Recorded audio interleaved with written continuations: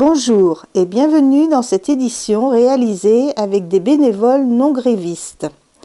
Au sommaire de cette nouvelle édition, nous verrons que l'électricité c'est utile, que les enfants sont en vacances, que les agriculteurs sont aux champs et que l'Amérique n'est pas si loin. C'est l'été, mais à Bar-des-Cévennes, on prépare déjà l'hiver.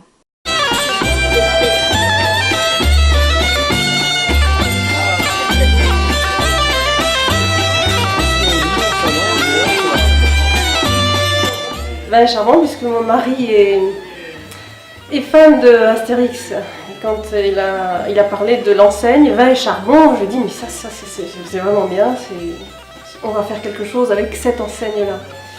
Parce qu'en fait, on ne savait pas trop si on allait vendre du vin, si on allait faire un bric-à-brac, parce que quand on a acheté cette maison, il y avait tellement de choses,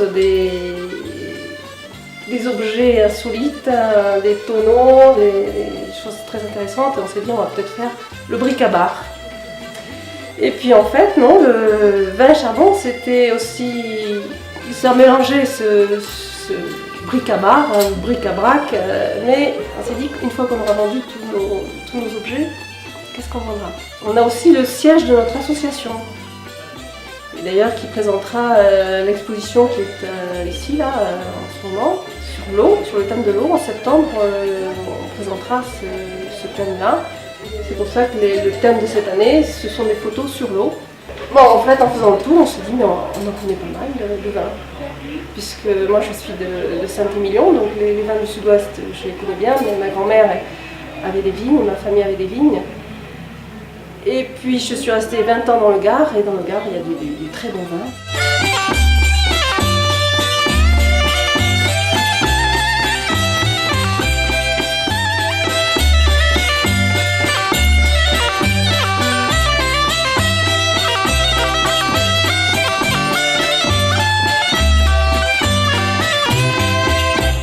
L'abus d'alcool, répétons-le, est dangereux pour la santé.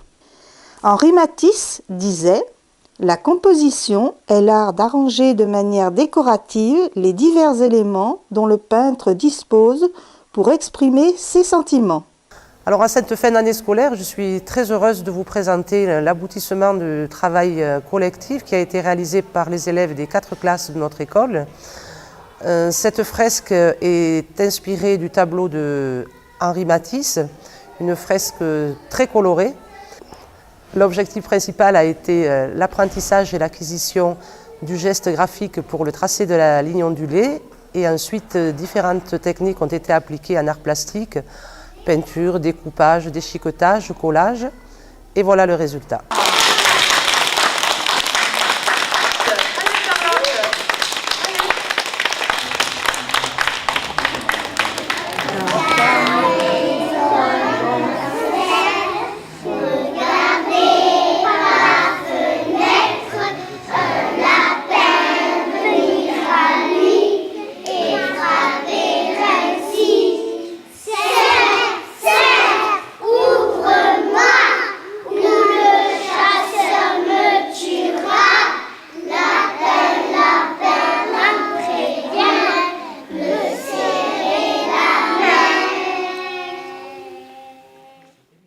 Bravo pour cette merveilleuse fresque.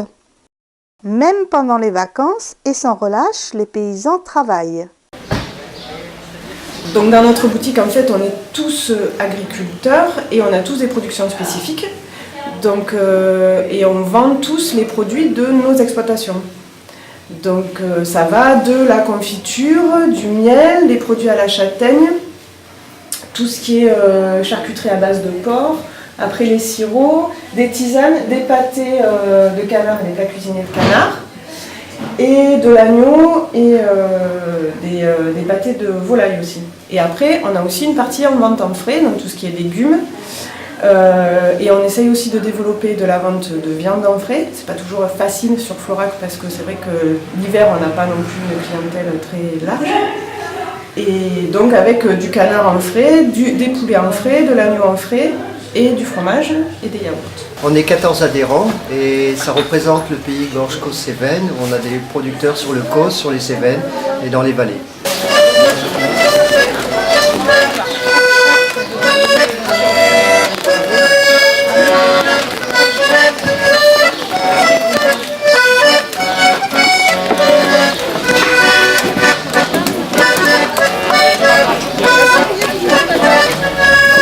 ces journées ont été organisées pour essayer de faire connaître notre réseau et le concept de vente directe, puisqu'on vend sans intermédiaire, directement au consommateur.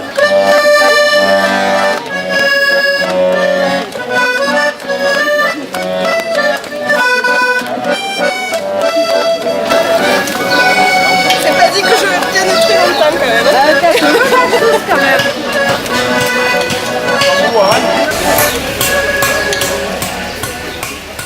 Ce n'est pas difficile de devenir gourmand.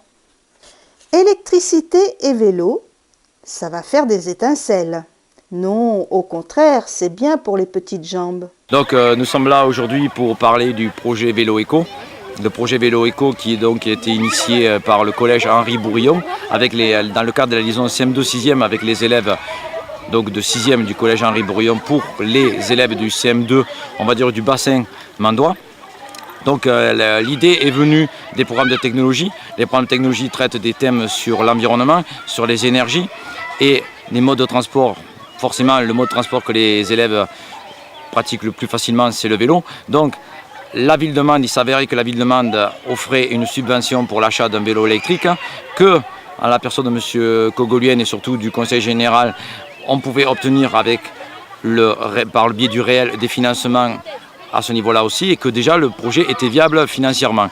Donc après, on a monté un petit dossier technique et on a travaillé pendant toute une année scolaire sur le fonctionnement d'un vélo électrique, l'impact environnemental d'un vélo électrique, le bilan carbone d'un vélo électrique, et pour mettre un petit peu le pied à l'étrier pour l'élaboration des documents au niveau des élèves, on a fait un petit document sur les différents éléments de sécurité du vélo, puisqu'il me semblait important au départ, parce qu'il fallait partir sur une base où les élèves maîtrisaient, partir sur des notions qu'ils maîtrisaient. Les systèmes qui équipent un vélo au niveau sécurité, c'est tout à fait à leur portée. Le principe de fonctionnement du vélo est le suivant. Vous avez une batterie qui se recharge en pédalant, qui est commandée par une clé de contact. Donc lorsqu'on a mis le contact, le vélo est presque opérationnel. Au niveau du guidon, un petit bouton qui permet de sélectionner un mode économique ou sportif, c'est-à-dire décider si l'assistance va être énergique ou va être lente, on va dire. Une fois que ce sélecteur a été mis en position sport ou économique, le vélo, puisqu'il est à assistance électrique, fonctionne sur le principe suivant. Un système va détecter, grâce à un capteur au niveau du pédalier, que l'utilisateur a besoin d'assistance. Donc je vais vous faire voir la démonstration, vous allez comprendre. Dès que je me mets à faire un tour de pédale, le casque gêne, dès que je fais un tour de pédale, le système d'assistance se déclenche automatiquement et s'arrête effectivement dès que je m'arrête de pédaler. Voilà pourquoi il est dit à assistance électrique et non pas vélo électrique, 100% électrique. Pourquoi ce vélo a été choisi? Il est fabriqué à Sète, c'est une société sétoise, donc fabrication, on peut espérer française, et surtout bilan carbone, justement il ne vient pas de très loin, il vient de Sète. Il est pliant, il est de taille déjà aussi 20 pouces. La taille 20 pouces, ça permet à des élèves de CM2 6e de pouvoir monter dessus à peu près facilement.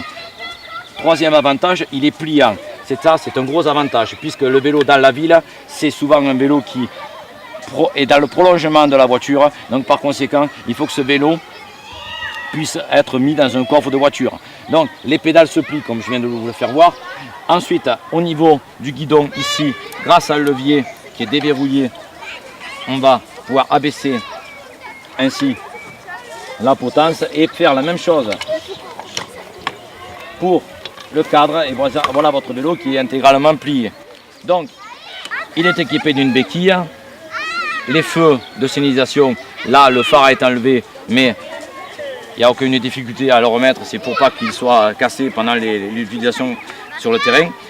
Autre chose que j'avais oublié, il est équipé d'un système avec 7 vitesses et vous avez ici un voyant qui témoigne du niveau de batterie. Donc ce vélo a été choisi parce qu'en plus il était selon moi didactique, puisqu'on voit bien, on peut bien séparer la partie énergie, la partie motorisation, et tous les éléments sont interchangeables. Donc ça veut dire que même ce vélo peut évoluer dans le temps et pourquoi pas, puisque on parle de développement durable, évoluer avec de nouvelles technologies, remplacer juste que le moteur ou remplacer la technologie de la batterie par exemple.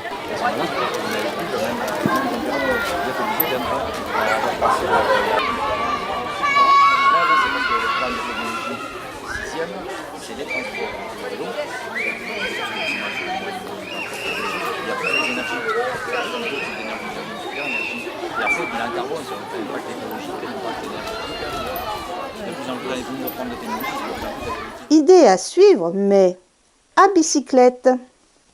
Si vous cherchez un bout d'Amérique, inutile d'aller loin. Par la nationale 106, il suffit d'aller à la salle Prunet.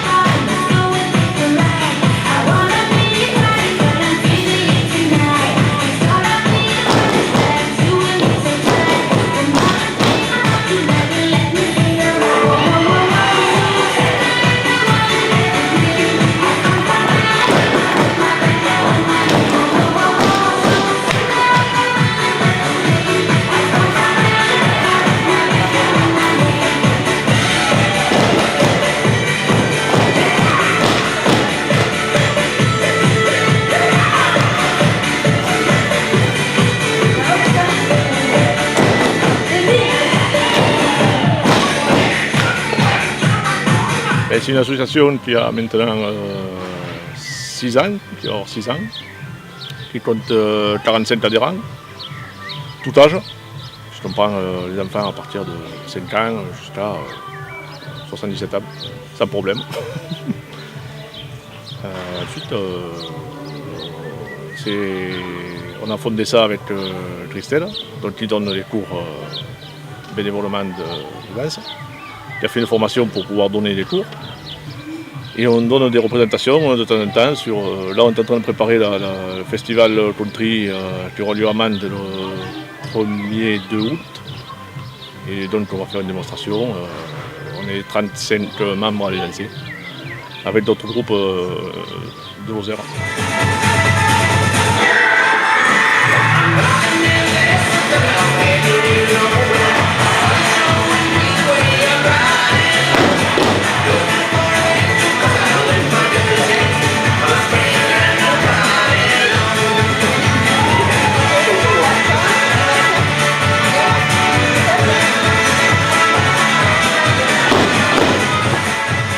Ça donne envie de danser. Voilà, cette édition est terminée. Rendez-vous le mois prochain en temps et en heure, je l'espère. Au revoir et à bientôt sur TV Image 48.